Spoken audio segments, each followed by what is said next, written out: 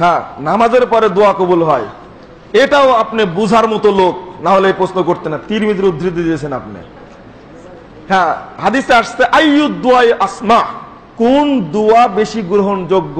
রাসূল সাল্লাল্লাহু আলাইহি ওয়াসাল্লাম বলেছেন জাওফুল লাইলে ওয়া দুবুরু সালাওয়াতিল মাকতুবা, অর্থাৎ রাত্রির পেটে, অর্থাৎ শেষ রাত্রিতে এবং ফরজ সালাত সমূহের পরে দোয়া কবুল হয়। মা মানা দুবুর, দুবুর অর্থ কি? হাদিস সহিহ। দুবুর অর্থ কি? দুইটা অর্থ দুবুর, এটা খেয়াল রাখবেন।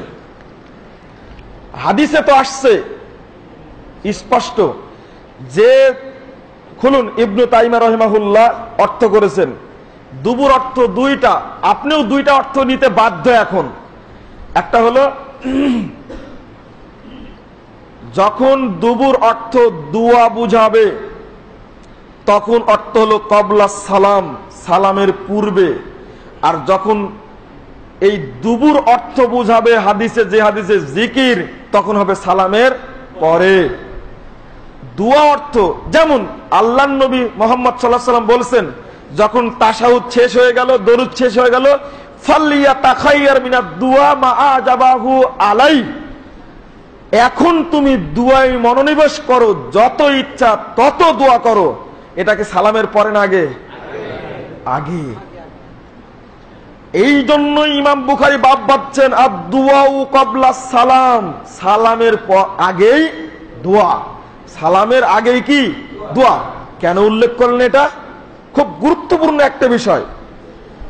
আবার যদি হাদিসে উল্লেখিত থাকে যে সালাতের পরে দোয়া, যখন দুবুর অর্থ দোয়া বুঝাবে তখন অর্থ নিতে হবে কি সালামের আগে।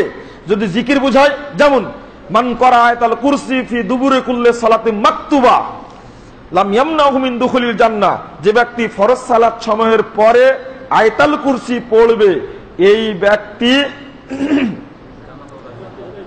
মানে তার উপরে কি জান্নাত অবধারিত, শুধু বাকি আছে মরাটা। আয়াতুল কুরসি কখন পড়তে হবে? সালাতের পরে। পুরো আয়াতুল কুরসির মধ্যে দোয়া আছে না জিকির আছে? জিকির না, কোথায় দোয়া পেলেন আপনি?